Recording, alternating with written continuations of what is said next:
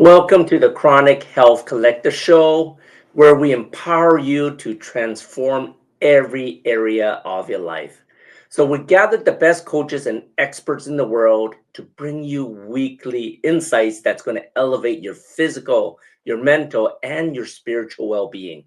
Whether you're looking to boost your energy, heal your relationships, or live a more productive, balanced life, we're here to guide you every step of the way. And on this week's episode, I have my life partner, Minna Wong. And Minna Wong, she is a seasoned business consultant with a focus on optimizing systems and processes for large corporations. She has a keen eye for detail and a strategic approach and has helped numerous organizations streamline their operations and achieve greater efficiency. In addition to her consulting work, Minna is a dedicated life coach focusing on time management and productivity. She partners with clients to help them reach their ultimate productivity and time optimization goals, empowering them to achieve more with less effort and less stress. And Minna's latest entrepreneurial venture is the launch of her new skincare brand, where her mission is to empower busy women to ditch their heavy makeup and embrace their natural beauty. Her brand is dedicated to providing high quality skincare solutions that simplify beauty routines and highlight the true face of every woman.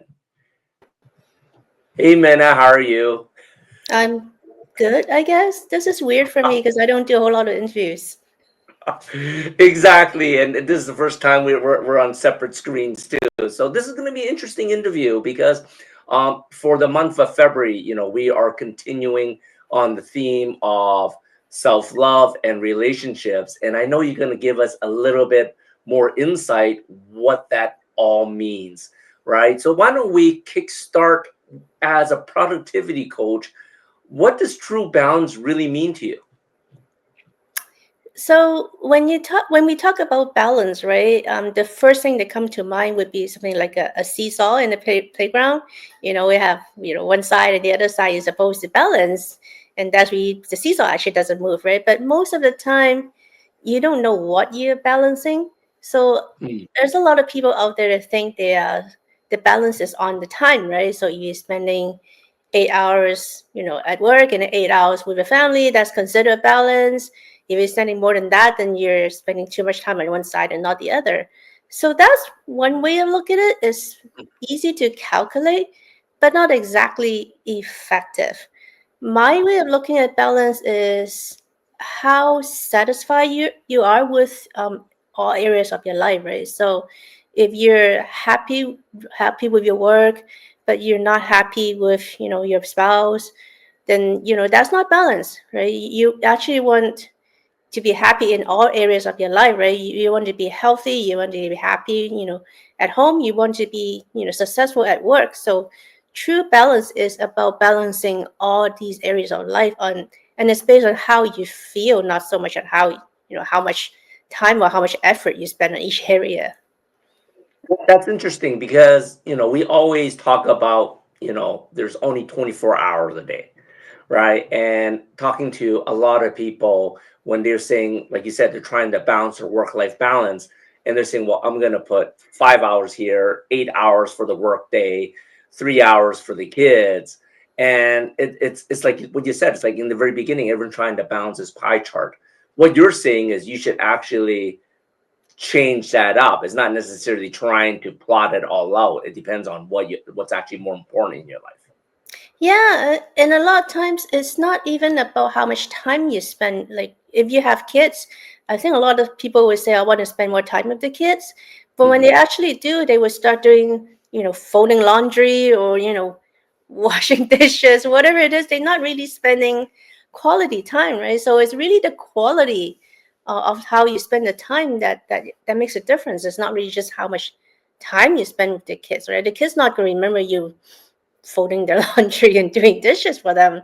Your kids is going to remember, how you spend your time with them, right? Same with your spouse, they're not going to remember how you do chores with them, how they wipe the floor with them. It's all about the experience that you spend together, how you know, the quality of time you spend together. That's amazing because like a lot of people, like you said, they're not present. Basically, the what you're saying is even though they're there, they're not present. They're multitasking. So, what are your thoughts on multitasking then? Because so many people I know is like, I'm so good at multitasking, I can fit it all out. I'm just gonna balance everything else. Like you're talking about that seesaw, I'm gonna have it perfectly balanced on the seesaw because I can multitask. Well, so multitasking is, here's the way I view it, right? I've done this exercise for you, but we can do it again. So let's start by counting 1 to 10 as fast as Okay. you can. 1, 2, 3, 4, 5, 6, 7, 8, 9, 10. Right. Now count A to J as fast as you can. A B C D E F G H I J J. That is very pathetic. Wait, how's that? So when you do count the 1 to 10, it takes like a second, right? When you count A to Mhm. J, it takes you 2 seconds. It takes most people 1 second. Okay. So now let's do this. Now do A1, B2, and keep going. A1, B2, C3, D4, E5, F6, G7, H8, I9, J10. That's not bad. But what you realize is that when you do that, when you're combining two sequences together, you're taking more time than if you do each of those things separately. Is that right? Oh, definitely. I actually have to think about it. And meanwhile, because I'm thinking about that, I can't think of anything else. Right. So, and it's actually much harder on you, and it's more stressful, isn't it? Oh, definitely. Especially when we're on air. So here's the thing about multitasking. It's really a myth. It's about people telling you stories that they don't really want to pay attention to you. Hmm. Right. So when you're multitasking, you're switching from the A to the one, the B to the two. And when you do that, you're not really focused, right? You're constantly switching all the time, right? So when you do multitasking, you're actually wasting more time and you're not focused. You're stressing yourself out and you're not really doing what's best for you. Wow, that's crazy. And I remember we learned that together. And even once in a while, I fall off the wagon because I think I can do it all. But like you said, we're one thing that you're I guess it comes down to your mind's always going to prioritize something, even though that may not be the thing you're prioritizing. Then, correct? For sure, you're always going to prioritize something, and when you're trying to do multiple things at once, you're constantly shifting your focus, and because of that, you're actually using a lot more brain power than you have to, and you're stressing you out a lot more, and you're really not as effective. So, meaning you're actually spending more time and getting less done. Hmm. Well, the interesting thing is like you hear about power couples nowadays, right? And for power couples, it's always interesting because everyone's sort of saying, well, I can do the work balance. I'm going to be this powerful figure at work. And regardless if it's your own business or maybe you're working for a company. And how do you think that works out when here you are, you're trying to build your business, you're climbing the corporate ladder? How does that affect everything else? Can you actually have a true life balance? The way I look at it is, well, first of all, with power couples, um, is this image that comes to mind is like a couple that dress in like cocktail dresses. They go to like these dinner parties, and that's how you look at it. The power couple, you don't actually know what the stories behind behind all that, right? It's just when they're going out to see people, that's how people look at them. So Correct, for correct. me, when me and you and as a couple, you are the only thing in the world that actually matters, right? You Hmm. are like the center of my universe. I hope you're Correct. happy with that and say it out loud. But when you have a spouse, you are the only person that I have to spend the rest of my life with. I choose to spend the rest Mhm, of my life with you, right? Your career is going to be gone at some point. You're going to retire. Your kids is going to leave you at some point. Your family, mhm.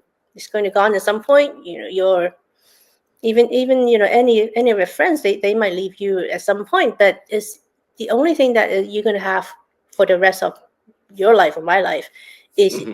is your spouse. So I think spouse relationship wise, that is not just a slice of the pie, right? It's really Hmm.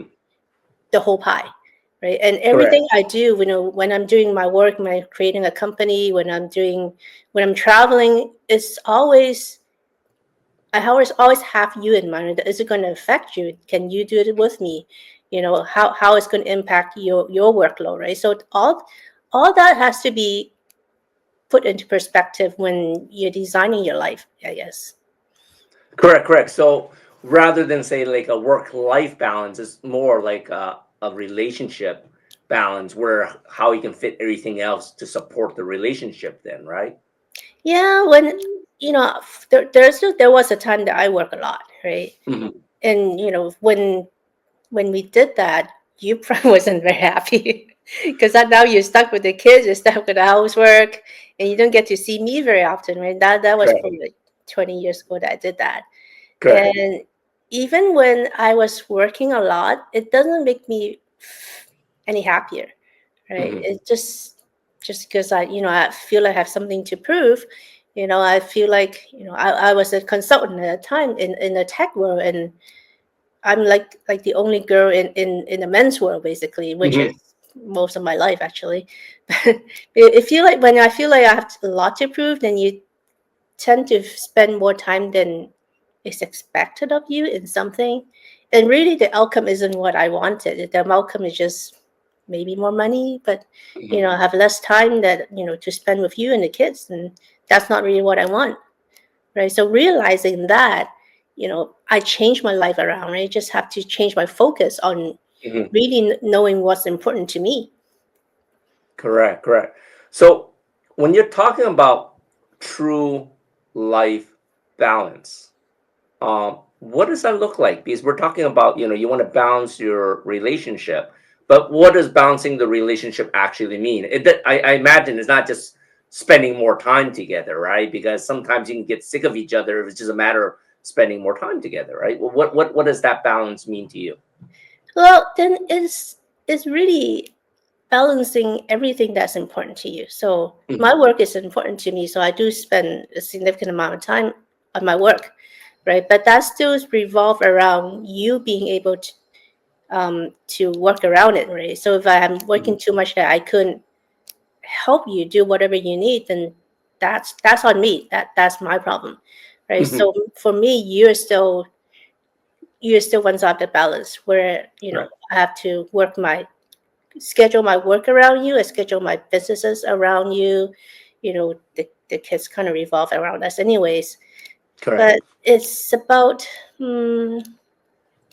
true balancing. I would think is that we have to work together to actually balance all our areas of life, right? So if you're spending too much time on your work, you have to start thinking about what I need in terms of how that impacts your work. Excuse me. That's interesting. What you said, what you need or what I need. What does that mean when it comes down to aligning values? What exactly does the need mean? There's a lot of aligning that me and you have to do. And I don't Hmm. even think we're there yet, but I think Hmm. we're better than most couples. So when we are aligning, right, it is about what our end goals are. Like how Hmm. much, not just how much money we want to make. That's actually a big part of it, right? The Correct. money goals is important, right? The family goals is also important. Where do you want what do you want your family to look like? You know, what do you want your life to look like, right? Health is important to us too, and that needs alignment because a lot of people actually don't pay attention to their health at all. They just work or they play or they drink or whatever it is. So a lot of people they actually not aligned in their health or their work at all, and that's how Correct. they start arguing about a lot of things, right? And that's why me and you we don't argue because we have those values, the important ones aligned. It's funny, exactly. You said that the last person I interviewed, I think it was Finn. She was saying, "Do you just remember the last time you had an argument with Minna?" And I struggled, right? Not because I was pretending, but I was actually struggling trying to remember the last time we argued. Let me ask you this: talking about this whole balance, what type of challenge do you think would be good for our viewers out there that you want to leave them to before we jump into the next segment? I think it's important to really look at your life and really look at what is important to you and write those things down and see how happy you are in each of those areas, right? If you're truly balanced, you should be actually happy in all those things.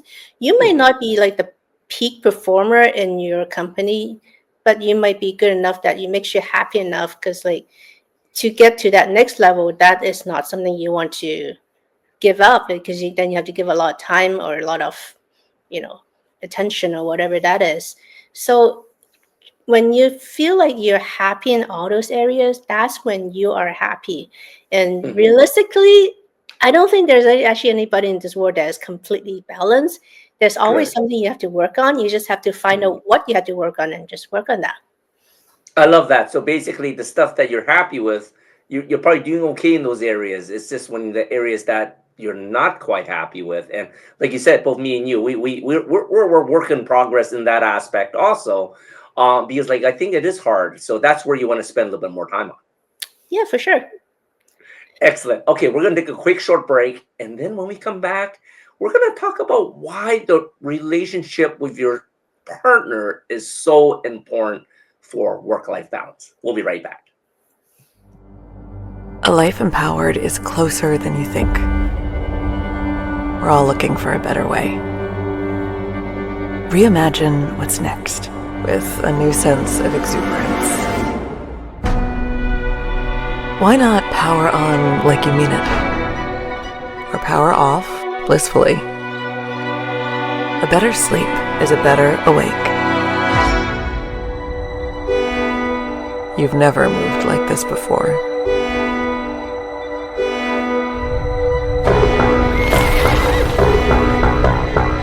With the energy nature intended.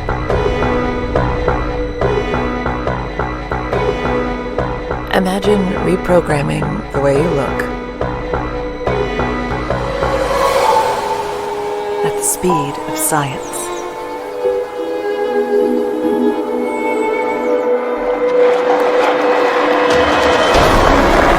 At longevity.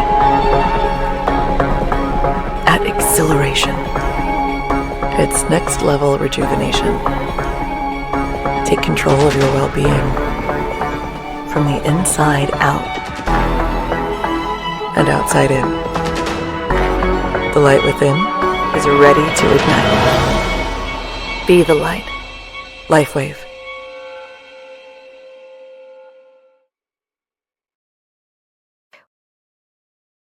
Welcome to a reimagined world where kids can't wait to go to school, beg for books to read, math is an exciting game, and teachers get to love teaching again. Meet Christy Boyd Johnson. She's been in the trenches and emerged with the keys to making education a fun, free, and inspiring experience. Email her at barefootlearningclub@gmail.com and chat with her one-on-one. Her philosophy? Foundation plus imagination equals genius. Welcome back to the Chronic Health Collective Show. In the first segment, Minna was dissecting about all the segments of the pie we all live in when it comes down to work-life balance, right? And one of the things that we ended with was how important it was to line up your relationship as the center of your life when it comes to the whole work-life balance. Let's jump right into that. What do you mean exactly? Why is it that important? So I think it's important because I want this relationship to last, right? Part of the problem I see with nowadays is that splitting up is too easy, right? Hmm. Divorces are way too easy. It's too common that 50% of what marriages fail because it's actually easier than back in the old days, right? Correct. And it's almost as easy as finding a new job nowadays, right? Mhm. Correct. So Correct. if you see your relationship, your marriage as something that is so easy to just you know change or to end it and to find a new one, you're not going to have the same, what do you call it? You're not going to spend as much effort trying to make it work. Mhm. And I think you know what, the key is that you have to make it work, like to want to make it work. And to if you want to make it work, then you as my spouse has to be the center of my life, right? Meaning I need you to agree to the job that I'm doing, the work that I'm doing, the travels that I do, the cats that we get, everything. You have to agree to it, right? Otherwise, if we don't agree on a lot of things, then that's not going to work for us. And just throwing it out there for all the couples that's listening to this, that goes both ways too, right? You need to agree with some of the stuff that I want. I don't want them thinking that's all one-sided. So I guess now would be not a bad time to. I'm changing gear a little bit, right? So, Sure. We moved to Texas almost 4 years ago, 4 years ago. right? And I think a lot of you don't know that I've been wanting to move for a long, long time. And because you don't want to move, that's not something that I can move because, I've done it once. I left you in Canada back in the day, and and then you came and catch up to me, right? So how does that make you feel back in the 2000 when we actually separated for like a month? That is so true because, and I think this is where the problem where a lot of people have with relationships, because I know before we left Canada, we used to live in Canada, and we left, like you said, in 2000. Well, you left, let's say, for California, and it was funny because I knew you wanted to leave, you weren't happy in Vancouver, um, and you're putting all these subtle hints, but like you said, there wasn't, in the time in Vancouver, I find that I was really just not there for a relationship. I'll be honest, right? There's just so many things, like you said, so many parts of the pie I'm trying to juggle, and even I love you to death, that part of pie I wasn't spending the time as I should.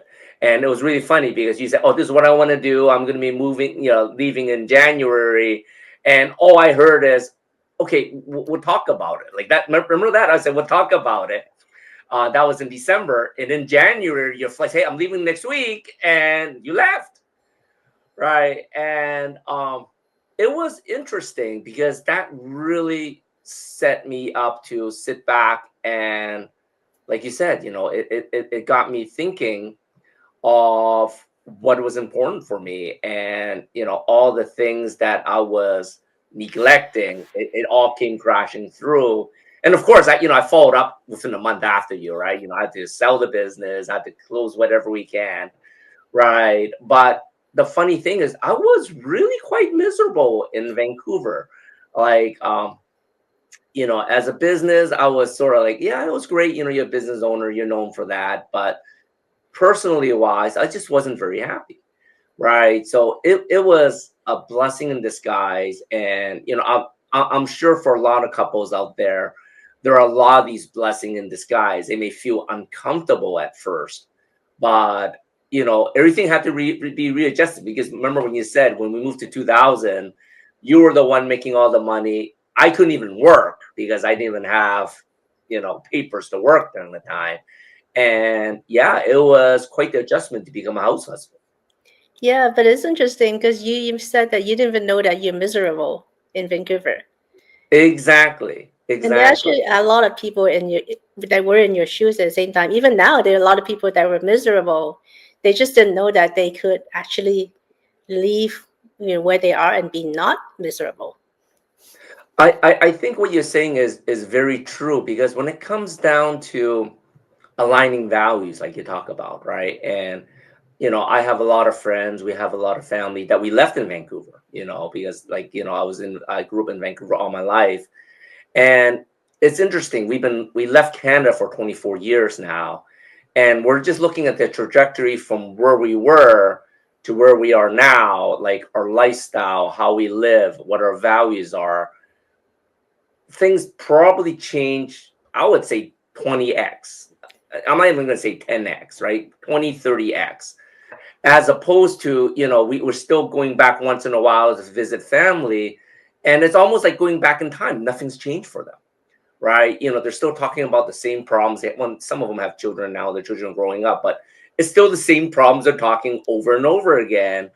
And it's funny because me and you would say, oh, you should try this. You have to try that. Oh, we don't have time. That's too expensive.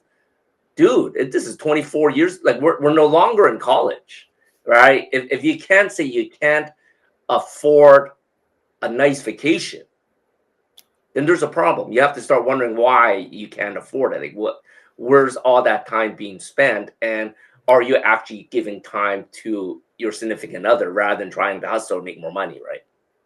For sure. Um, I guess we can actually talk about why we moved to Texas, right? Because I Yeah. mentioned that I wanted to move a long time ago because I'm seeing that I'm not attached to my friends or my work or my house or whatever, right? Mhm. I'm not attached to things that were keeping me in California. But it seems like Mhm. you have doubts, right? Because you said your friends are there, your work is Correct. there, and you weren't willing to move at the time, right? But something's changed, didn't it? Yeah, it's funny because a lot of people that know us, I'm a major extrovert.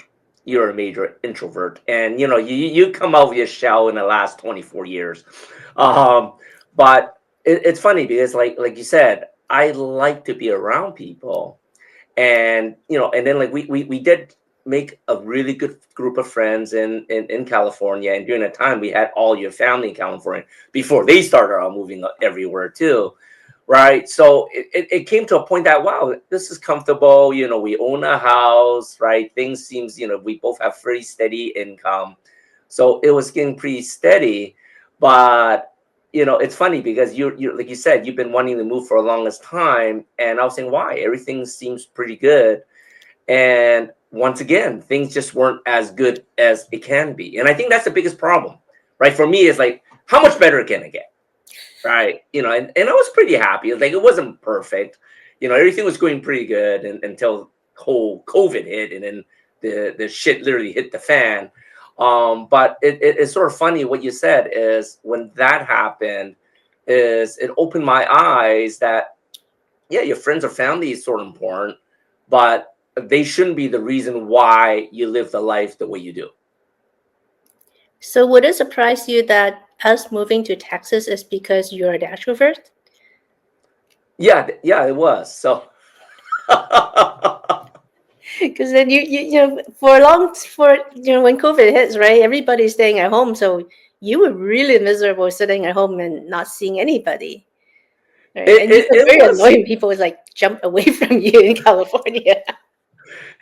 No, that is exactly true, right? And I'm just meeting people, like, during that time, we're hustling more too. And I was working as an assistant manager at a gym, like boutique gym, and it was annoying because, when I started, it was before this whole, this whole agenda to be 6 feet away from people and wearing masks. And it's like, wow, this just feels like so impersonal, and it just made everything feel so wrong, right? And I was just uncomfortable with that, right? Not uncomfortable that I was gonna get sick, but I was just uncomfortable with, this is not a life that we have choice of, right? And like you said, when we look into Texas, and we, next to everything being cheaper and bigger and everything, people here are crazy friendly, and it's been quite a blessing coming to Texas. And we're still seeing a lot of things that has really opened up our lives, not just for financially, but even as our goals are aligning, things are starting to line back up again, right? Yeah, it takes some effort, right? To move anywhere, it takes some effort to readjust. And Hmm. I guess part of why we move is because we're actually aligned on the health aspect. Correct. We don't want to be in California because we don't want to take the vaccines. God, we that's why we left. Like, that is the real reason. I don't tell anybody that until Right, I right, find right. it out. But that is the real reason why we have to leave, because we don't want it. We are leaving, someone that's telling us what we have to do, and that's Hmm. when we leave, right? But we are aligned in terms of health. I think that's really important for a couple. Yeah, and like you said, when it comes down to health, I always tell people the health is your choice. It's your responsibility. And when it comes down to when other authority starts governing what you can or cannot do for your health, like you said, that was a major problem. Like we're rebels to start with, right? We're rebels in our family. We rebels that we left Canada, and then now we're rebels that we left California. And a lot of people say, well, just get the shot. There's so much, just get it, right? What's the worst that can happen? And it's sort of funny because, like you said, as health and longevity coaches, we do what we believe in, right? We don't just talk it, we do it. And all the research back then was already showing this was, let's just put it nicely, it was untested. That's all I'm gonna say, right? And there was doubts, and all I'm telling people, look, there are doubts. I wouldn't just do everything. It's like you're not gonna just eat a piece of food without knowing what you're eating, what you're putting in your body. There's no difference with the vaccine, and all the warning that you talked about, and sort of like it's sort of funny. You're almost like a seer. You can see things going on. You say, look, this is going to cause bad problems. It's going to cause problems in work. Corporate's going to start laying people off, right? California's going to get into debt and all this stuff. And it was funny because we're telling our friends this is why we're leaving Texas, because like you said, we didn't want to say that we left because of the vaccine during the time. And of course, the vaccine was the major problem why we left, but everything you talked about came into fruition also. So once again, the values we're talking about, look, this is not going to align with our values. It's going to crash, our finances. We may lose our jobs, right? But more importantly, like you said, we can lose our health, right? Yeah, I mean that's where we are really aligned, right? Because we know that you might lose a job, I might lose my job. We are going to lose our friends. We have to make new Yeah. friends. So even with all that, the health is important enough for us to make the change, to move, because we're not trees. We can move. Exactly, and like what you said about the health was so important, because a lot of people say, "Well, you should be doing this for your family, doing this for that." Well, all I can say is, how's that working for you? Because so far, everyone that we know that was coerced, um, either they're facing some health issue, or they know someone that has, right? And Minna, how many times have we been sick in these last 4 years? 4 times, maybe And four how days total. exactly. And each time we've been out, we're out maybe 1-2 days each time, Yeah. right? And we're going out. We're seeing people. We're everyone knows we're foodies, right? Um, so that really does talk about how important health is as a couple. So what do you think? Why is health so important as we're getting older, Minna? Well, the older we get, a lot of people thinks when you get older you're supposed to get sick. And I think that is not true, right? And Mm. the the easier it is that you get sick, the more it's going to impact your relationship, right? And it's not just with your spouse, it's with your kids. I watched, growing up with my mom. She's sick all the time. You know, Mhm. she's like my sister. She's sick all the time. And that was when I was a teenager. I saw my mom one day. She just fell in a tub and broke, had a cut in her head. I had to, Mhm. pick her out of the bathtub, and that's how bad she was. So I know that health is more important to me than anything else.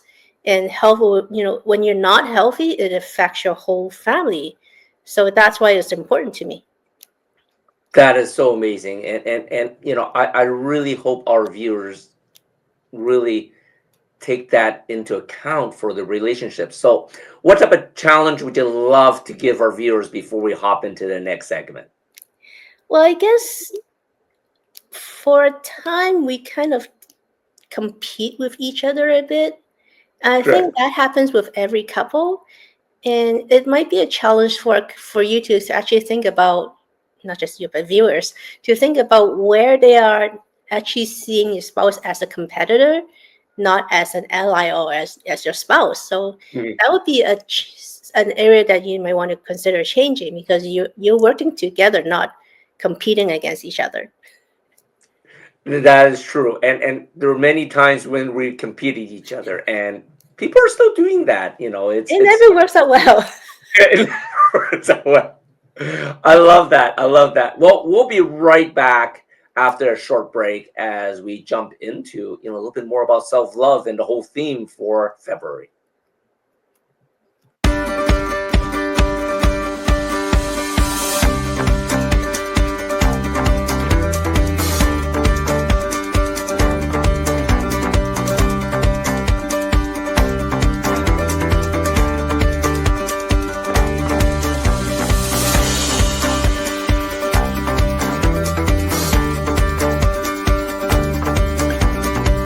Be attentive to what you tune into, attentive to love and curiosity, interest and enthusiasm.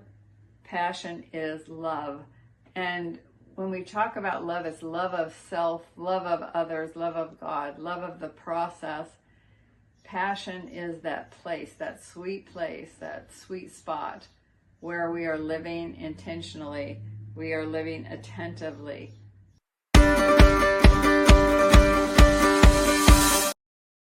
What we believe to be true will be true for us, even if it's based on completely incorrect information. And we create our circumstances to support the belief systems that we carry.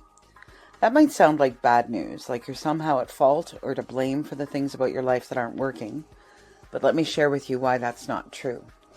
I'm Jackie Mott. I've always been fascinated by what makes people tick, and I've been working with people for well over a decade. What I can tell you is that those two statements have proven themselves to be true over and over again.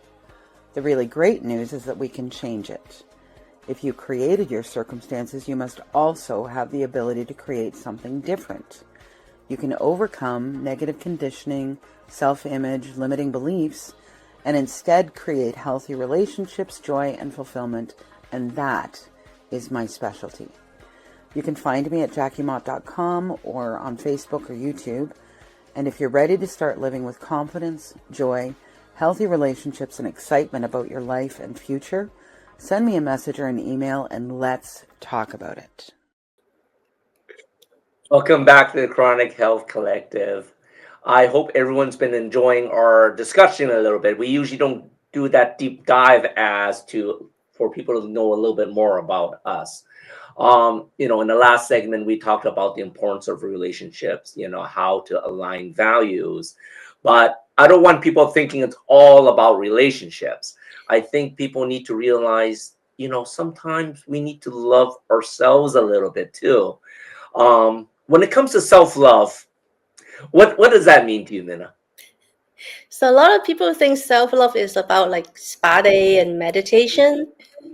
It's not really all that. When it's self-love is when you love yourself, you do what is best for you, right? And what we're talking about relationship this month. So me loving you is actually me loving myself, because I want that, right? I want that to happen, and that's why you're in my life. There are other people that choose to be, solo by themselves, and that's perfectly fine, because that's how they love themselves. Right? Correct. So that is true self-love, is to do what is best for you, mentally, physically, emotionally. Do what is best for you. That is amazing, because like a lot of people, when they say self-love, they think that it's being selfish, right? Because a lot of people say, well, I'm just going to be selfish. I'm going to go out with the girls, or I'm going to go out with the guys, and you take care of the kids. Yeah, like you said, that isn't self-love, right? For sure. And, the parents like to say, I do this for you to the kids. Mhm.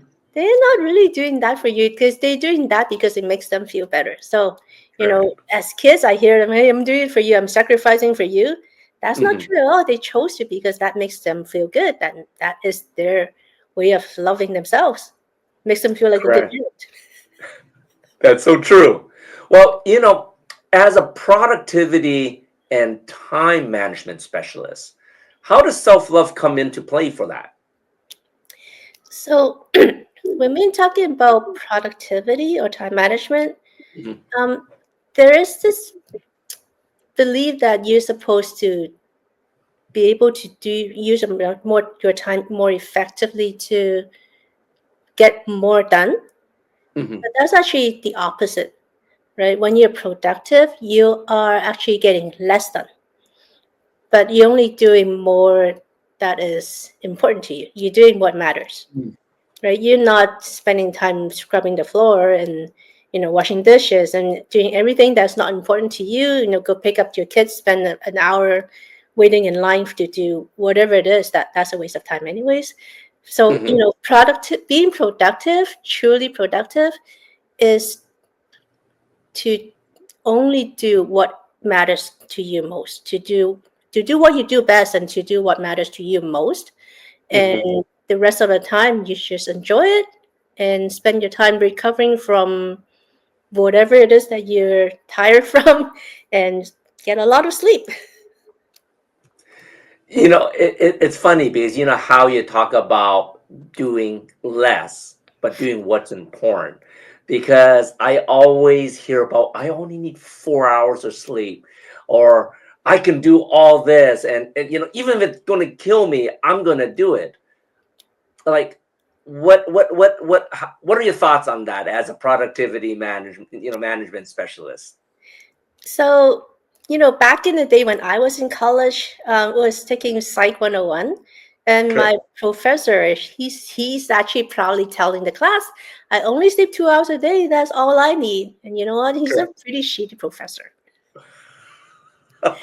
So there are studies that comes out that you need at least 7 hours of sleep, Mm-hmm. because it slowly gets to you. It's not like you're gonna next day you're gonna die because you don't get enough sleep, but it hits you slowly that you're not gonna feel a sudden change, but your cognitive ability is going to decline, meaning you're not as smart as you should be. Mm-hmm. And you might know that too. Like when you don't sleep well, you don't think well. Like you Correct. actually muddy your brain's actually muddy. You don't think well, which means you're not going to do well in whatever your work is going to be. So you're going to actually a lot of times when you don't sleep well or you don't recover well and when you're sick, when you do something, even you try to work, you end up having to redo it again, and that is extra not productive.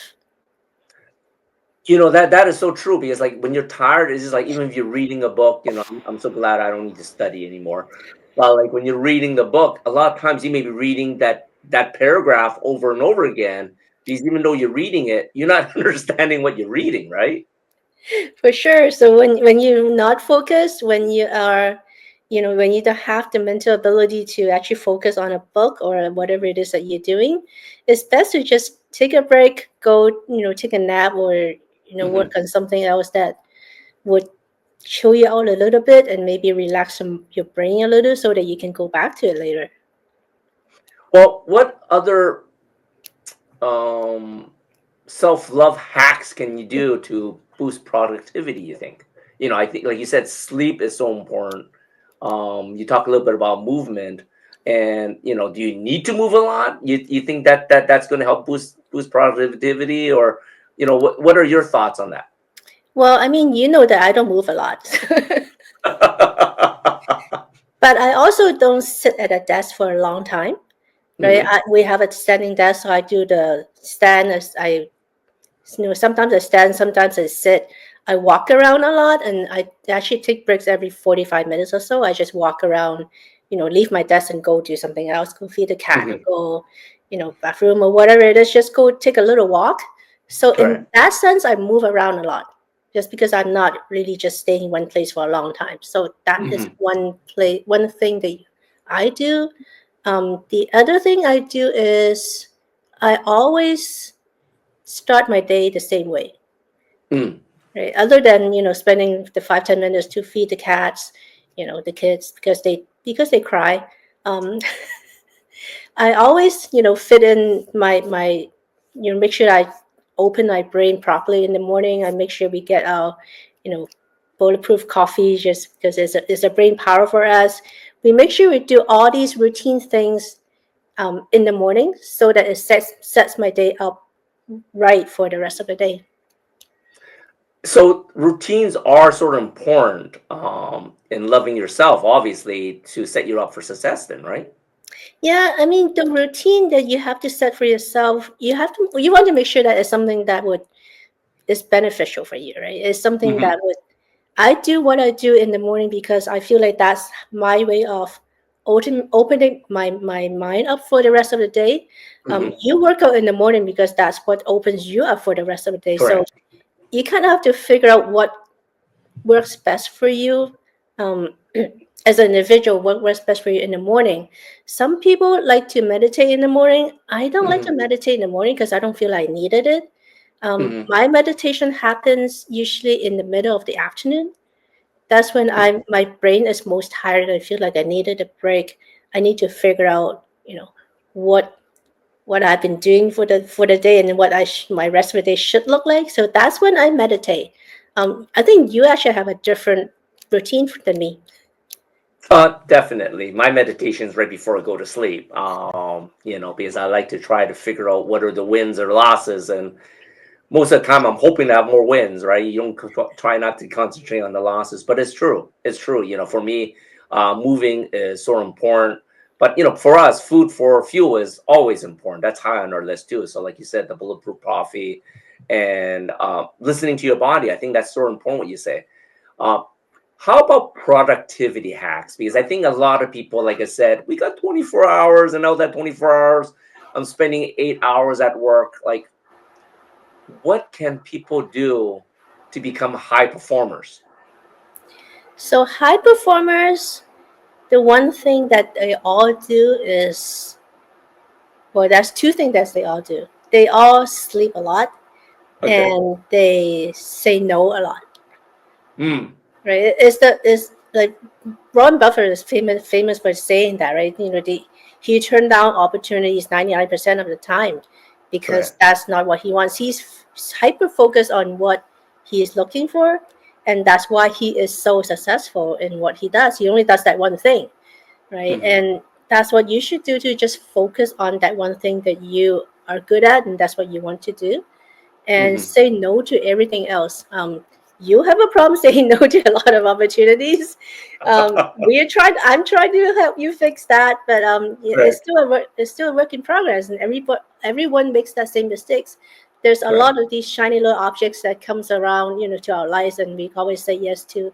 Hey, that sounds like a good idea. Correct. That was a cool thing to do, but a lot of times it's better to just say no if you Hmm. want to be productive. Correct. Correct. Correct. And I totally agree on that. That is, um, I guess the way I'm brought up. To just say a little bit more about Migo. I can handle that, yeah, or oh, that sounds like that's going to help someone, or that sounds like a great opportunity. But like I said, a lot of these times these things sort of skew from our values, or maybe thinking there's a extra quick step that you can hop to skip, and it's like you said, life is showing that you put in the work. There's no fast track, right? But what are your thoughts about the 80/20 rule? Because I want people to really understand what that actually means. So the 80/20 rule is also called the Pareto principle, right? It's divided Hmm. is it came up with this guy called Pareto, I think. And so what it does is you spend 80% of time doing 20% of the outcome, and then it's the other way around. It's almost like it applies to all areas, right? So a lot of times when a company is they saying 20% of your customers give them 80% of the profits, and so on and so forth. So one of the way to look at the Pareto principle is that you want to spend 20% of your time on doing what is 80% of what's most important to you. And you can, well, actually, stay away. 80% of the time doing what's most important to you, and you can waste do 20% of the time doing, just wasting it on Facebook or Instagram or watching TV or whatever it is. So don't a lot of people try to strive for perfection, which is 100% of something, and that's not going to happen. Perfection is something that they teach you in school that is just that doesn't exist. It's always constant improvement that is important, right? So something that you think is done perfectly today is 100% today. It's going to be obsolete by tomorrow. So don't ever chase perfection, but always go for good enough and always push yourself to be better the next day. I love that. I love that. And one last thing before we throw in that quirky question. You mentioned things about routines. How do people set in the routines, right? Because it's like you can't just routines is more structured, right? So how do you structure it? This is something I struggle with, and you're helping me with too. So there's something that you like calling. How do you structure your routines throughout the day to be most productive? I I guess when you're trying to set up a new routine, use reminders. Hmm. We have iPhones, so I would set reminders on things I want to do that will happen every day at a certain time. And the reminder, you can actually change the name of the reminder to tell you what it is that you want to do. And the phone would, pop up with notification that, you need to do this at this time. And once you do that for about 2 or 3 months, you don't need that anymore. Once you get used to that routine, then you can actually take away the reminder and you just do it naturally. I love that. I love that. What type of challenge would you love for the listeners to have coming from self-love? Now I'm not too sure. I know I wrote down something that I wanted to do, and we tried it just earlier, and well, okay. So let's just throw this out. Um, Yeah. I read somewhere that you're supposed to kiss your spouse 10 seconds every day, like continuously, right? You do the 10-second thing, and it's even better if you keep your eyes open and look at each other. And Correct. we just tried it, and that's not working out very well for us. One, it's hard to keep your eyes open, and two, 10 seconds is a hell of a long time. So maybe start with 3.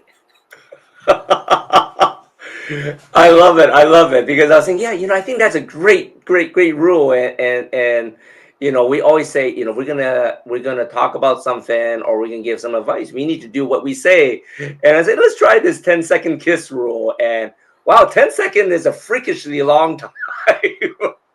It's harder than doing a plank. For some people, exactly. Oh my God, that is so great.